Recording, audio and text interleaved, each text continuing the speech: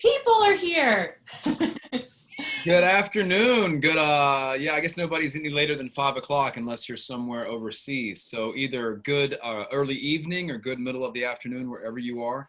Thank you all so much for joining us today. I am Wiley Cash. I am your host for SIBA's Reader Meets Writer. And we have a very special event today. We have a ton of folks trickling in. We had a ton of folks waiting. We have two big time authors today, and we're really, really excited. And so before we begin, I want to tell you a little bit about SIBA. SIBA stands for the Southern Independent Booksellers Alliance. They represent just under 700 independently owned bookstores in the American South. And so if today you were invited by one of those bookstores and you want to purchase one of the books or all of the books by these writers, we ask that you please purchase from the bookstore that invited you. And if you somehow wandered in here off the street and you don't know who invited you, purchase a book from an independent bookstore of your choice, preferably a member of SIBA. So today we'll get right to it. We have two really, really amazing authors with us today. We have Kristin Harmel and we have Kristina McMorris. And we want you to make sure that if you have questions for them, questions are already filling in there, go to the bottom to the chat feature and share your question with either of these two, and make sure you mention your name and you mention your home bookstore, your independently owned bookstore. Make sure it's not one of the big box brick and mortars and that obscure website named after the river. The name doesn't even come to mind right now. So make sure you mention your name and your favorite independently owned bookstore when you ask your question, and I will share it with them at the end of the event today. Those are my children screaming in the background. I'm going to put one of them down after this. I have two. We'll still have one of them. So I'll get right to it. Our author today is Kristin Harmel. She's our featured author. She is the #1 international best-selling in USA Today, best-selling author of The Book of Lost Names and more than a dozen other novels that have been translated into countless languages and sold all over the world. She's a former reporter for People magazine, and she's profiled the Super Bowl, Matthew McConaughey, Ben Affleck, Justin Timberlake, Patrick Dempsey, all of the moderately attractive men in America, it seems. Her favorite stories in People were the Heroes Among Us features, tales of ordinary people doing extraordinary things. She has a degree from University of Florida, and she has spent time living in Paris and Los Angeles. I'm getting at the fact that she is very, very interesting, as are her books. So I'm glad she's with us today. She'll be joined by our moderator, a friend and fellow author, Kristina McMorris. Kristina is the author, the New York Times and USA Today best-selling author of Sold on a Monday, and a bunch of other books that are highly praised. And Kristina lives with her husband and two sons, one of whom is a Lego architect, I just learned, in the green room here, the internet green room. She lives in Oregon, where she is working on her next novel. So I will turn it over to them. So we'll go about 20 minutes. And remember, if you have questions, we'd love for you to share them in the chat box and share your name and your independent bookstore. And I will pitch the questions to these two when they are done with their conversation. But thanks for tuning in, and enjoy conversation between Kristin and Kristina. Yay! Thank you so much, Wiley. Yes, and best wishes to the child who may not make it through this group chat. So hi, everybody. Thank you for joining all of us. So excited that we could do this during such a crazy time. This is a nice break to our day. Kristin and I already talked about the fact that because of all of you, we are wearing real clothes today. So, it's a big moment when we put on lipstick these days. And it's a good reason, because today is Kristin's launch day of the Book of Lost Names, which I will hold up too, because here's my copy. So look at you guys getting double the advertising all in a couple of seconds. So Kristin and I have been friends, and like online friends for a long time, but didn't know each other until we got to do an event together, several events back in February, when we could all be in rooms together and breathe on each other. It was very exciting. And it seems like forever ago. And I have to tell you, she asked if I would read this book with no obligation whatsoever, knowing that I was also under my own deadline, etc. And of course, I already loved her books, and I was so honored to be asked. I truly mean it when I say how much I love this book.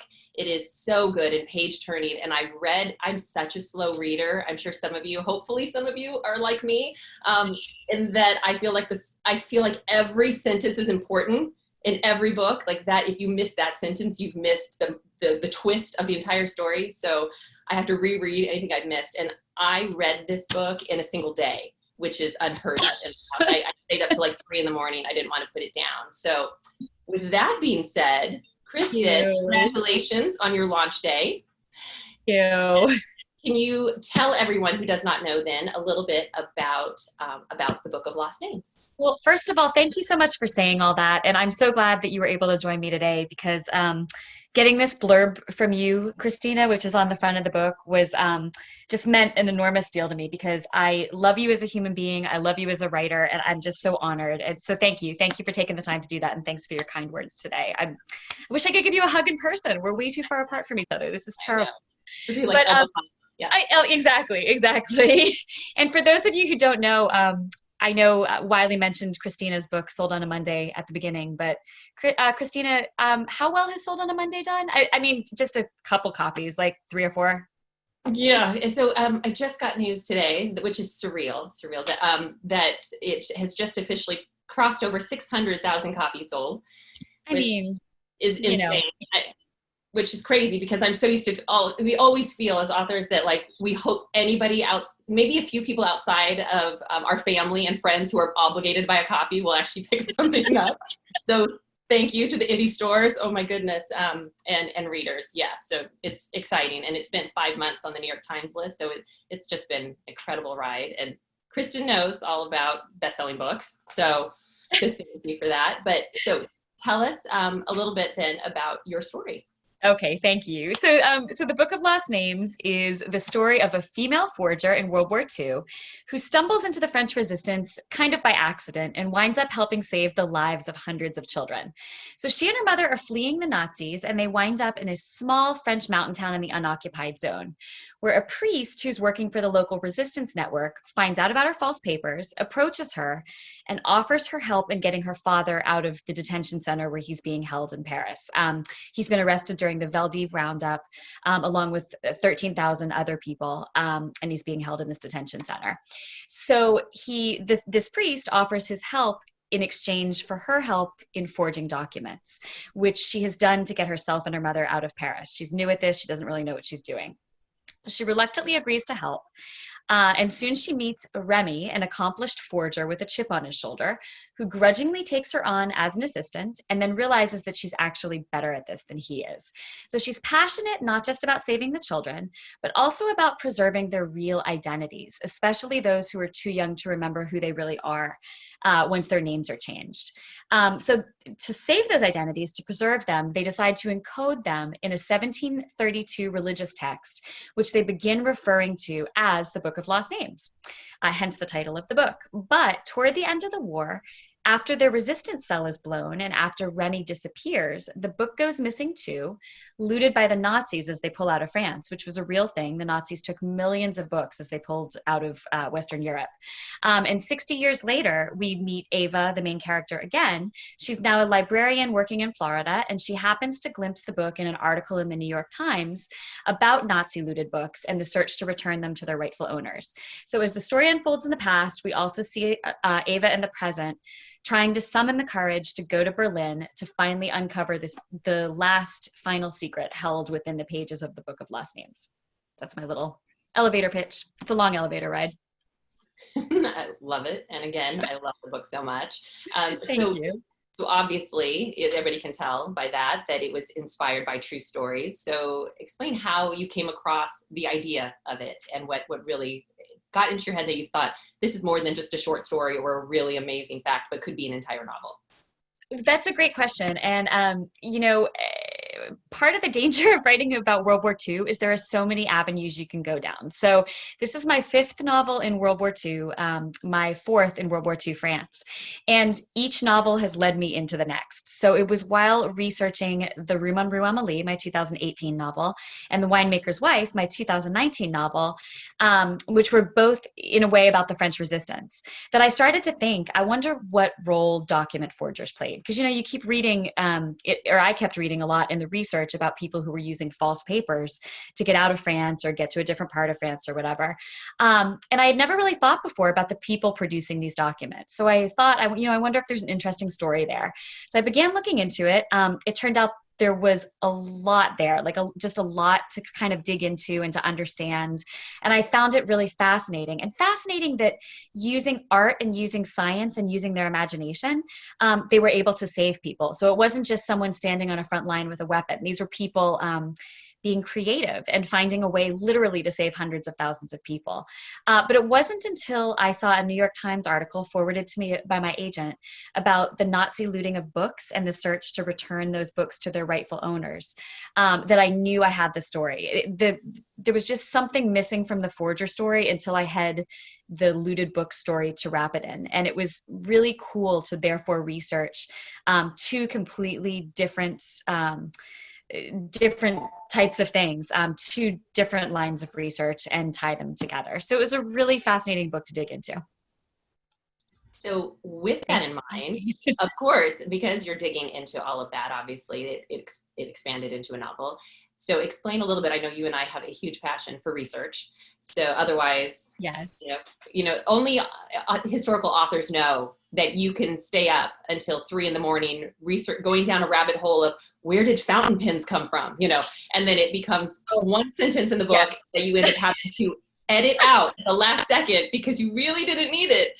But if you all need phone a friends when you're about to win $1 million and it's historical, you call us. So tell us a little bit then about what you had to do for research and some of the highlights that you found. Well, I think that's one of the things you and I originally bonded over, was our just complete geekiness when it comes to doing all the research. And maybe it comes from both of us having a journalism background too, right? I mean, as a journalist, I feel like you kind of have to nail down those details. You can't just wing it. And I know that particularly as a former journalist, I'm very paranoid about every little thing I put in. So, it was one thing to be reading about these document forgeries, but it was another to really physically understand how they were being done. So of course I had to get some documents that would have been the type of documents people would forge. So apologies to all of you who've joined me for Zooms already. You're probably getting sick of my show and tell, but this is a really cool thing to show and tell. This is a Nazi issued travel permit. I'm trying to get it so that the light's not shining on it. This was issued by the Nazis in December of 1940 in Paris. And this is exactly the kind of travel permit, let me see if I can get it closer, that you would have needed if you wanted to go somewhere else in France, if you wanted to leave Paris and go to the unoccupied zone, or if you wanted to travel around the country. So if you were a Jewish person trying to flee Paris, if you were a downed Allied airman trying to get across the Pyrenees, you needed one of these, and it needed to say you were a French person. So having this in my hands and understanding exactly how the stamp feels, exactly how the paper feels, I mean, this was just a really big part of it. So that was something that I really kind of geeked out over. Another thing was the Journal Officiel, which is the official gazette of the French government. So everything that happened that was a legal process, naturalizations, births, marriages, things like that was recorded, not births, but marriages, property transfers, they were all recorded here. So if you needed to steal somebody's identity, this was the place to go. So this is mentioned several times in the novel. It's how people stole real identities for false documents. And it's actually where I came up with some of my character names by just lifting them from the Journal Officiel myself. And finally, the book at the center of the Book of Lost Names, as I continue my little show and tell show, is a 1732 religious text. Now, that part of the story is fictional, the actual encoding of the names using the Fibonacci sequence, which is a mathematical code. But in writing about it, again, I'm a very hands-on person, a very hands-on writer. I wanted to understand exactly what I was getting into. And so I have the Real Life Book of Lost Names, which is a real life 1732 textbook. It has a little gilding on the spine, the cover's kind of falling apart. This is exactly what I used every time I mentioned the Book of Lost Names within the novel.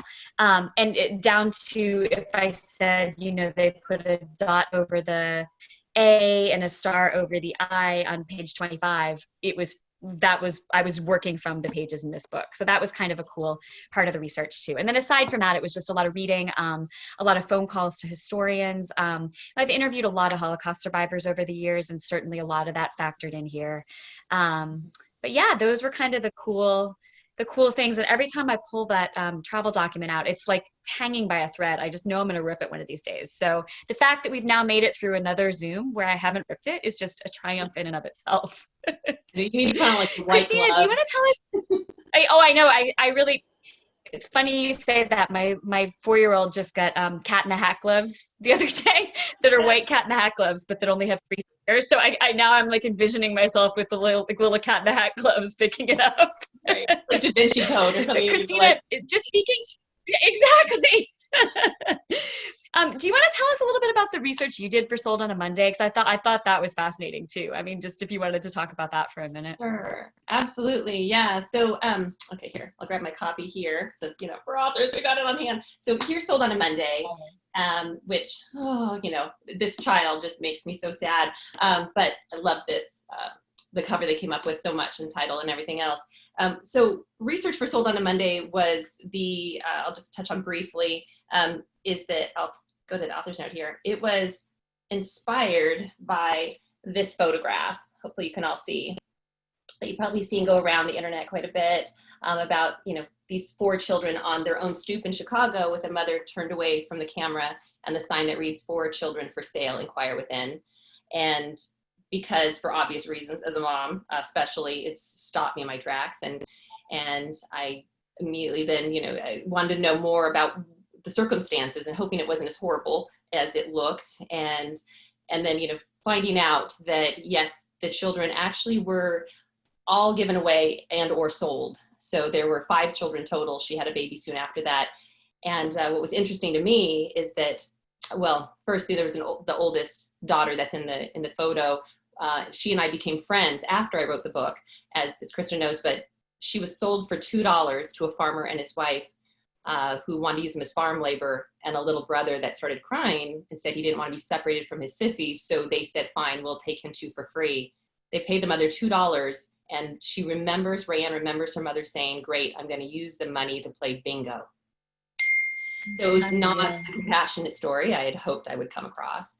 But I did read a follow-up article like you, kind of, you know, reading, it was a New York Post that I came across when I dug into trying to find out about this family. And there was one mention in there that said some of the family members claimed the photo was staged. And for any of you, if you see that photo or go to my website, you'll find it. And if you look, the sign is so perfectly painted that I thought, I did wonder which one came first. Whether the sign was first or the children, you know, that the mother created it or a journalist maybe did first. And so that ended up being kind of my research of, you know, of learning more about the newsrooms and et cetera, and you know, about the unintentional consequences of our actions. And because I grew up in a newsroom, I hosted a kids show since I was 9 years old for an ABC affiliate. So I knew those anchors and reporters and especially the weathermen. You know, they were my favorite because they were the cool ones that gave me the magic pen so I could move the clouds around, you know. So that was a huge highlight of my childhood. So that was, thank you for asking. That was some of my research I did for that as well. That's awesome. It's Yeah. such a good book. Thank you. Thank you. It's fun to write. So with you then, so as far as the characters in your story go, I know one of them, which I'm sure a lot of readers love to know, that one of them is a librarian, which thank goodness for librarians. Why did you choose a librarian as being one of your main characters? Good question. This book is sort of my ode to books. And I think there's no better ode to books than to feature the life and journey of someone who has dedicated a life to books, if that makes sense.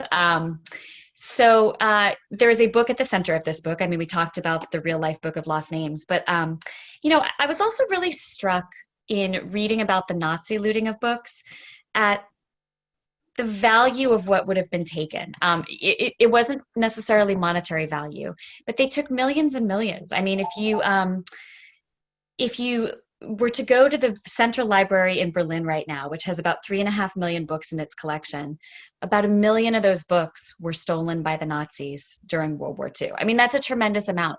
Over 1 million books in a 3.5 million book collection. It's enormous. They estimate that throughout Germany, almost every library has at least some books stolen by Nazis. And if you think about the emotional attachment to those books, the intangible value of those books, it's just staggering. And the people working to return them to their owners now are primarily librarians. And they're people who understand that a book is more than just the value of the pages or, you know, the value of the binding or whatever. Books can mean everything to people, and they can mean everything to families. And so it was sort of delving into that love of books and that community of people like all of us, all of you who are here tonight who love books, that made me really want to feature a librarian. So she's somebody who loves books, who's decided to spend her life surrounded by these books that she loves. I love that. It's amazing. When you think of 1 million books, it's hard to wrap our minds around that. It is, yeah. So I think we're getting close to Q&A time. So people make sure and send any questions you have. I see some people have sent in the chat, and Wiley will be asking those soon. But before we go on to that, Kristin needs to talk about, we always joke as authors, before we got on here, we said, you know, it's always like when you just had the baby and then somebody immediately comes and visits and says, so, right, what's the next question? When are you having the next one? Which is always so fun that I get to ask Kristin that instead of complaining. But I'm not having a baby. Don't anyone get confused. There's no real baby. That'll be the new headline. Siva announces Kristin's having a baby. And I'm like, no, yeah. So what are you working on next, if you're able to share anything? Well, I was just saying the other day, I'm about 47,000 words into it. I'm actually not working on it this week because everything's just book tour stuff. But it's still set in World War II. It has the same core of the story that this book and my previous ones have had. I think I keep coming back to this idea of ordinary people in a time of darkness rising up to become extraordinary. And so this book kind of has that same theme to it, but it's set in the forests of Poland and Belarus. So it's a very different feel to it. And I'm injecting a little bit of superstition and magic and things I haven't really gotten too much into before. So that'll be out next summer, but I don't like to talk too much about a work in progress because if it's not, I'm not muddling through it yet, but so that's keeping me busy. And then I know we'll probably talk about this later, but also Friends in Fiction, which is a weekly Wednesday night chat we do, hosted by me, Mary Kay Andrews, Mary Alice Monroe, Patty Callahan Henry, and Christy Woodson Harvey. That is my other kind of book baby right now, because it's our way to kind of connect with readers. We're live every Wednesday night on Facebook on Friends in Fiction. And Kristina is actually going to be our guest on August 19th. So if you like books, it's a great community to become a part of. And our main mission is supporting independent booksellers, which is why I'm so happy to be here tonight or today, whatever this is, afternoon, with a SEBA event, because they're really our home booksellers association. All of us are Southern writers. So it's just so important to shop local if you can, to support your local booksellers. And we just really advocate that. But Kristina, who's going to be our guest on Friends in Fiction August 19th, can you tell us at all about what you're working on now? Because I know everyone's eager to see what you have in you after Sold on a Monday. Thank you. Yeah, I spent, we were talking about earlier, 8 months of touring, which is, I think, broke all kinds of insanity records. There's a reason why people don't tour for 8 months. It was like 75 events around the country.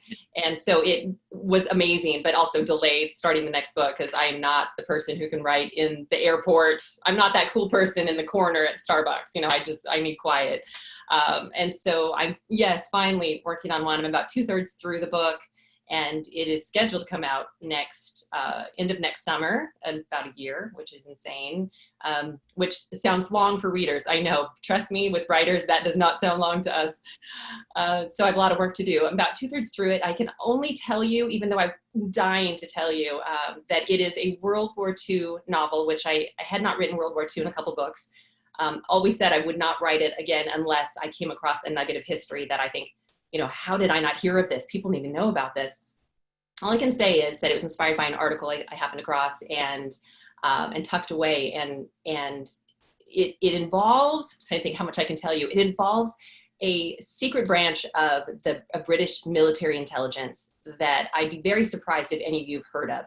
I know when I run it past somebody like who knows about it, Kristin Harmel or Kate Quinn is a good friend of mine with Alice Network. Any of these friends that know World War II, when they haven't heard of it, that you've come across something special. And it was the tactics they used and what they were specialized in were so unique and so successful in so many ways that when World War II was over, they disbanded, much like if you think of the movie Imitation Game at Bletchley Park, where they kind of remember burned everything in a bonfire and said, pretend you were never here, even though you saved all these lives. Same kind of thing. They disbanded, we're told not to talk about it. Some of the tactics were so successful and effective, they did not declassify them until 1985. And because they thought they might have to keep them to use against Russia during the Cold War. So that's how cool this thing is. And all I can tell you is that some of the things that they used, you all grew up with as kids. We all did. And you have no idea they used them the way they did. So how's that for a cliffhanger? Did I date well, Wiley, on that? That's great. That's a perfect place to stop. So we've had a ton of questions and a ton of comments. A lot of oohs and a lot of ahs. But one question that came up from someone named Holly, they didn't mention their home bookstore, but I do want to ask this question. Kristin, you especially, I think you've outlined pretty clearly why you're interested in the World War II era. You know, people rising up to do extraordinary things and tap extraordinary, reserves of bravery and belief. But how did you come into contact with World War II history, or what was the first time that you thought, gosh, there's a lot of humanity here to draw from? That's a great question. So my interest in World War II dates back to probably where a lot of people became interested in World War II, The Diary of Anne Frank, reading that when I was a young teenager. I always say that was the book that made me know for sure that I wanted to be a writer. I always thought about writing books. I always loved making up stories, but I thought that entertaining and changing the world for the better were two mutually exclusive things until I read her book and realized you could do both at the same time. So that book was a real inspiration to me, and I think that got inside my head and inside my heart. But when I was writing for People magazine, I worked on a story, it was late 2003, early 2004, about a man named Henry Landsworth who lives here in the Orlando area. And I won't go into his whole story, but he was incredible. He was a Holocaust survivor. And that's not why I was interviewing him. I was interviewing him because he was the founder of Give Kids the World, which is a huge charity that works with Make-A-Wish and some other foundations to bring children with terminal illnesses and their families to Central Florida, to Disney, to Universal, whatever, for a dream vacation. So they can kind of escape from, what is a difficult life. There were a few things that struck me about him, about the conversation we had. So he had been in concentration camps, including Auschwitz, from age 13 to age 18. So he essentially had his entire childhood stolen from him. And he said the only time that he ever felt like himself, that he ever felt alive, was when he was around these children he was working with, who were also having their childhoods stolen from them. So I thought just psychologically that was so interesting. And the other thing he told me that has stayed with me for all these years is that in order to survive the concentration camps, he had to turn his emotions off. And when the war was over, he did not know how to turn them back on again.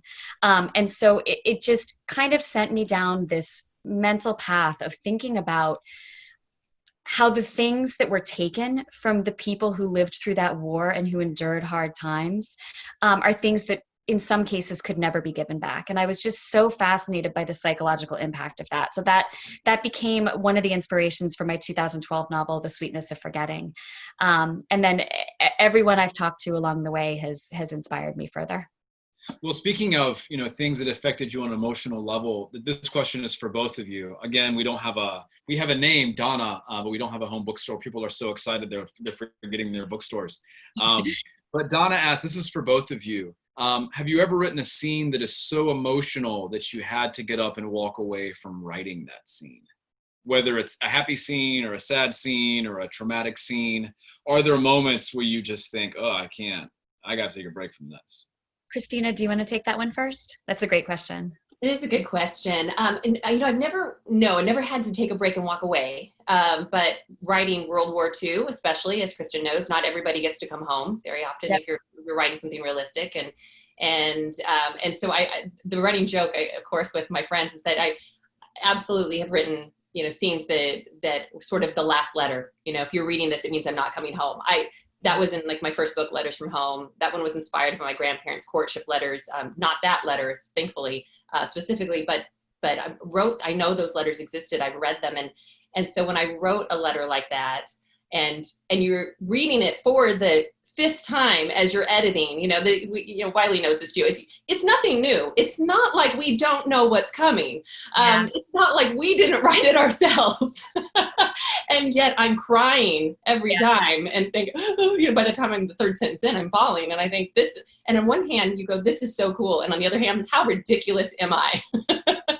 But, we've been told a lot, of course, from other authors, which is so true, which is that if it doesn't move us, then good luck moving anybody else. So it does definitely says something special. And I think we know, especially as writing from a historical standpoint, we know that these people existed, that, these letters did exist.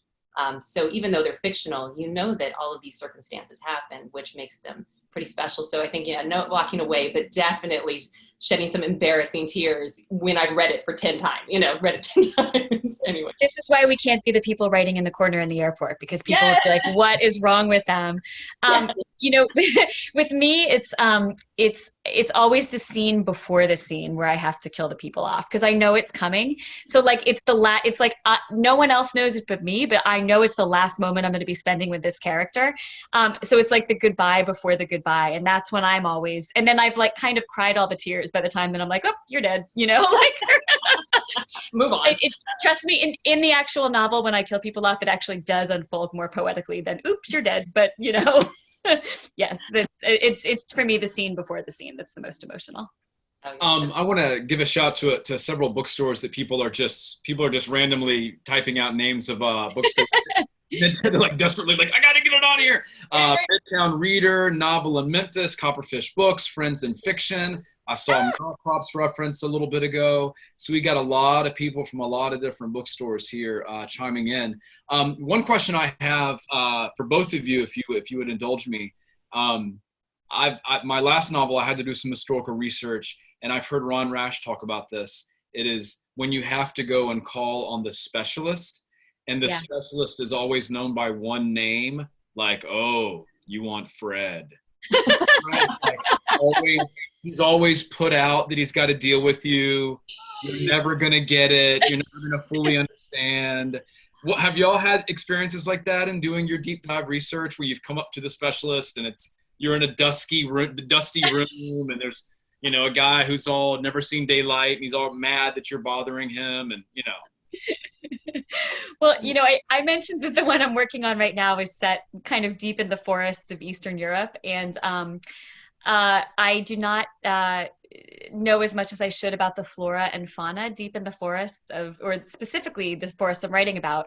And so I finally connected with a Belarusian forest guide finally this week, who's agreed to read some chapters for me. I don't know that he's sitting in a dusty room, but I do imagine him like in the depths of like a deep, beautiful, like fairy tale forest. And he does have two names, but I don't know how to pronounce them. So I feel like that's the equivalent to just the mysterious one named man.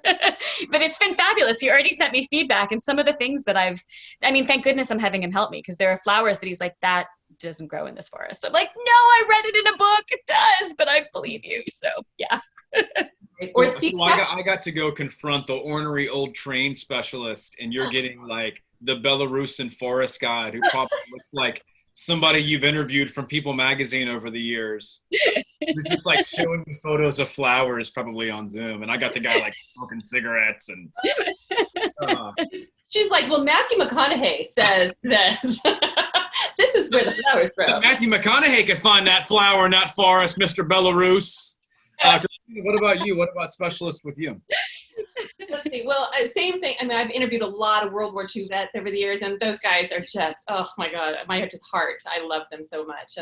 Losing too many of them way too fast. But I will say that, gosh, okay, so one of the funnier ones was that with The Edge of Lost a couple books ago, it involved kids growing up on Alcatraz Island as family of the prison staff, which it's a whole crazy thing that even existed, right next door to Al Capone, Machine Gun Kelly, So took a night tour of Alcatraz, of course, and I will insert that my mother had offered to go on any research trip I ever wanted company on. So, when you leave it open-ended like that, I realize now she was hoping I'd say like, hey, Mom, let's set a book in Rome.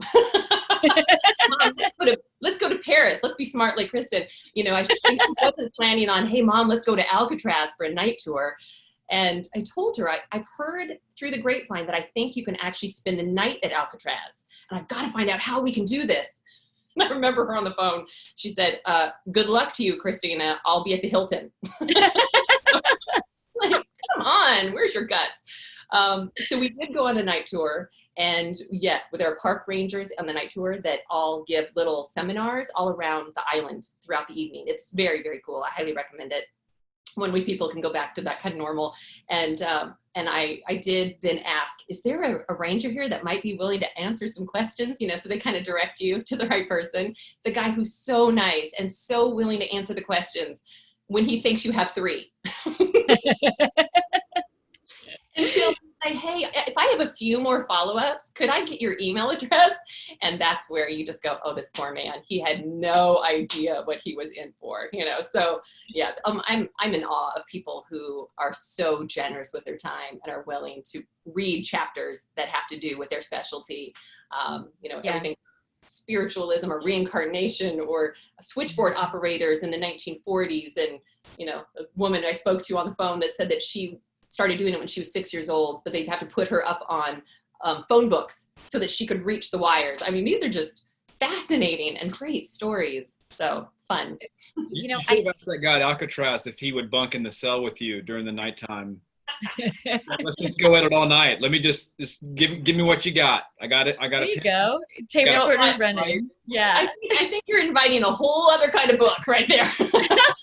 Right. Smuggle a voice recorder inside of a cake and be like, oh, let's just eat this. Oh, a voice recorder with batteries in it. Let me ask you questions. We got a bunch more questions here. We have one from Anissa. Her home store is Fiction Addiction, which is in Greenville, South Carolina. She says, for both authors, do you enjoy the research part of your book? You both write so brilliantly. So I know some writers enjoy the research more than the actual writing because the research has already been done and you just have to go look for it. But the writing is you by yourself. So how do y'all feel about balancing research and writing? Well, Kristin? So I was going to say, first of all, I know exactly who Anissa is. She is a wonderful friend of ours over at Friends in Fiction. She's fabulous, and she's been such a supporter. So thank you, Anissa, for being here. I love the research, and I think that's from the old journalism part of my brain. But I'm also terrified by the research because there's never enough. So there's always sort of that detail that, as you were saying before, you have to keep chasing down, and I never feel like it's complete. So as much as I love the research and I love finding out things and I love the idea that the story is going to be shaped by the things I learn, I never know when to stop. It's kind of like an addiction. So I would say, if I had to say which I liked better, I think I like the writing and plotting a little bit better, probably in a 55-45 mix, 55-45 balance. But they kind of go hand in hand. And, you know, there's never one without the other when you're writing historical fiction. And I don't think I'm ever writing a chapter without a textbook or a reference manual or like a transcript of an interview on my lap. So I'm never one without the other. How about you, Kristina? Yeah, you know, it's funny with the research is obviously, as I just chatted so much about my research. For me, research always sounds like, I think I'm the opposite. I feel like it's the biggest pain. I think, I don't, it just sounds like work. I mean, you guys all remember when you had to research for what seemed like a 5-page paper for school, you know, like, I remember just going, oh my God, 5 whole pages, you know, double space doesn't help, but can we make margins huge, you know? And now that's like nothing, but of course, so I always think, oh gosh, there's so much research involved. You know, it just, I get very excited about buying all the books though. I will say that. I'll buy so many research books, more than I could ever possibly read. And they all show up, you know, either go to the store or they'll show up at the doorstep and they're in the pile. And then you think, then it looks so exciting, like Christmas, as you open them, but then it feels like, oh my gosh, now I have to read these. Like I bought too many. And the highlighting, it just goes, oh, what a pain. And yet, as soon as I start down that path, it's then the actual, when I go, this is fascinating. Did you know this? And I start telling everybody I know that will listen to me about how fascinating this is. Did you know this about Houdini? Who knew this about Houdini? You know, and it just becomes very, very exciting. So so I love it once I'm in it, and then I have trouble stopping. And it helps shape the stories. I don't know about you, Kristin, but right, those nuggets that you think, oh my gosh, this happened, this is possible, and suddenly that is helping dictate my story, which is the one I'm working on now. Half the book is completely based on just because true stuff happened that I couldn't make up. And then I hate writing from scratch most days. But I love to edit. That is their own. I told my editor this morning on the phone, I said, if I didn't love to edit, I'd quit this job. But I love to edit. I love fixing what's already on the page. Mhm. I have to say that for me, I should have also mentioned that I made a grave mistake with this novel. I was really on to something with the last novel, with The Winemaker's Wife, which is set in Champagne, France, about a champagne house. Research basically involved traveling to Champagne, France, and drinking a lot of champagne.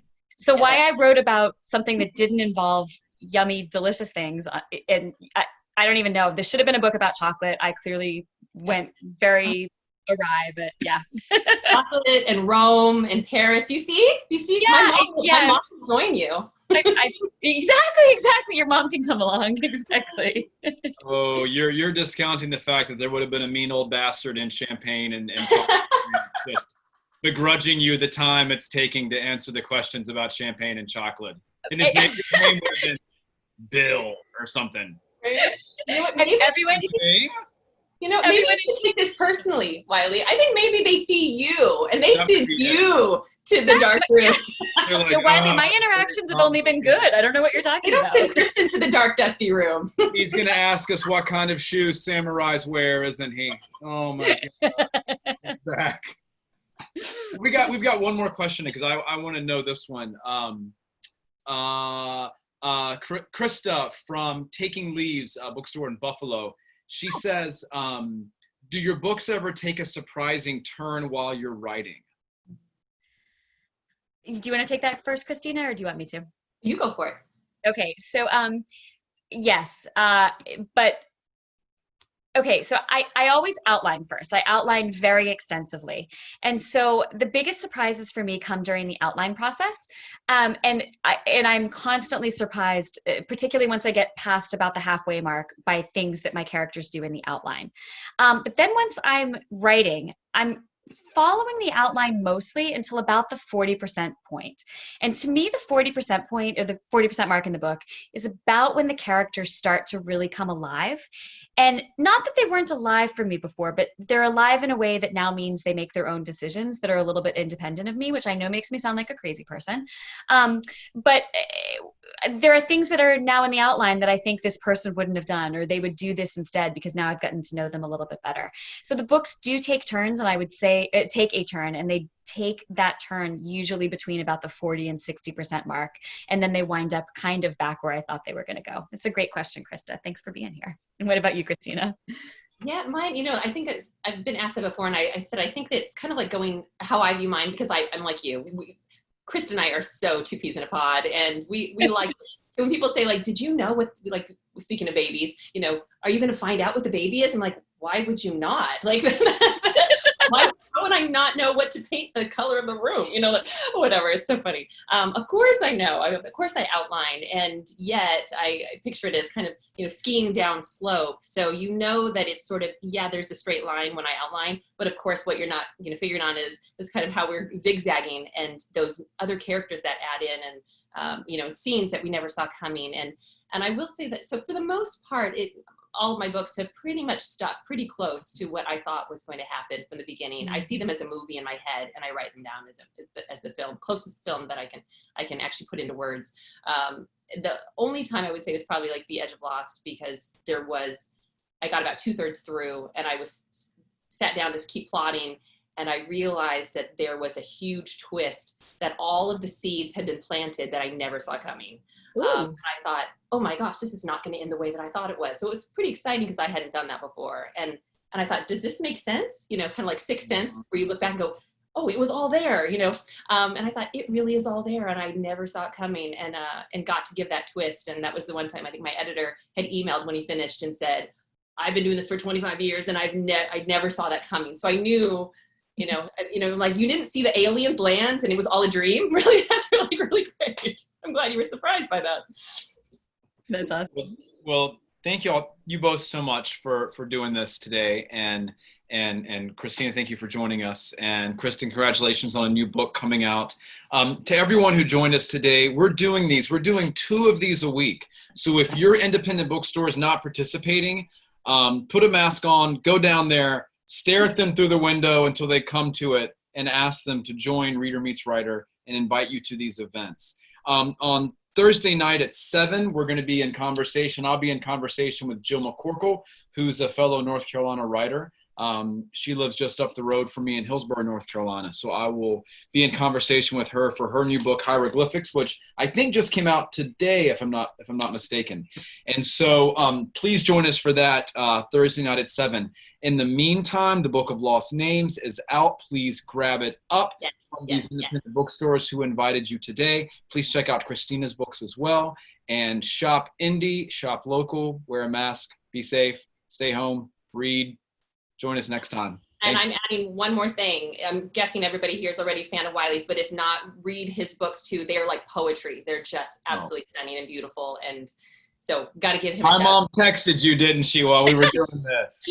Hey, right now she's Venmoing me like $20 right she now. She heard those book numbers and she was like, I need to get her number. Let me get my Twitter bug out, see if I can text Kristina. Yeah, she texts with the drawl too. So she did. Hey, sweetheart. Bless your heart for my son.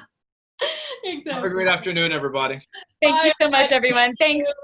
Shop local, support your local bookseller. Thanks.